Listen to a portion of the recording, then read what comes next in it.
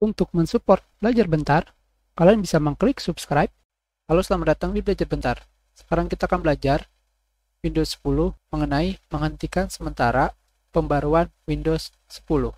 Kalian bisa pergi ke Start menu, Settings, Update and Security, atau pada Start menu kalian ketikkan Update dan kalian pilih Check for Update. Dari sini, kalian bisa langsung menekan tombol Pause Update for 7 Day, menghentikan sementara update untuk 7 hari. Ketika kalian mengkliknya, pembaruan akan dihentikan sementara selama 7 hari. Tentunya di sini kalian bisa melihat tanggal kapan pembaruan kembali dilanjutkan. Tentunya jika kalian ingin melanjutkan pembaruan, kalian tinggal mengklik Resume Update, maka update Windows 10 akan dilanjutkan kembali. Tetapi jika kalian ingin menghentikan sementara update Windows 10 lebih lama, kalian bisa pergi ke Advanced Option. Di sini, pada bagian Pause Update, kalian bisa menghentikan sementara pembaruan Windows 10 sampai maksimal 35 hari.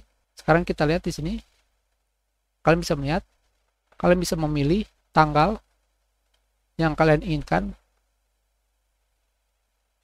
sampai kapan kalian ingin menghentikan pembaruan sementara.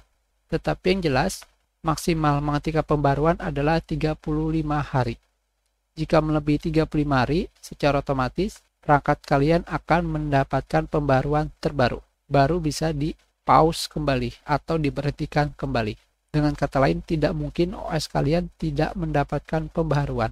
Selalu mendapatkan pembaruan. Kecuali kalian menggunakan aplikasi pihak ketiga yang digunakan untuk menghentikan pembaruan secara permanen. Tetapi untuk apa kalian menghentikan update Windows 10? Karena dengan mengupdate Windows 10, kalian akan mendapatkan peningkatan keamanan, performa, dan stabilitas. Tentunya dengan gratis. Kita sudahi pelajaran kita. Terima kasih.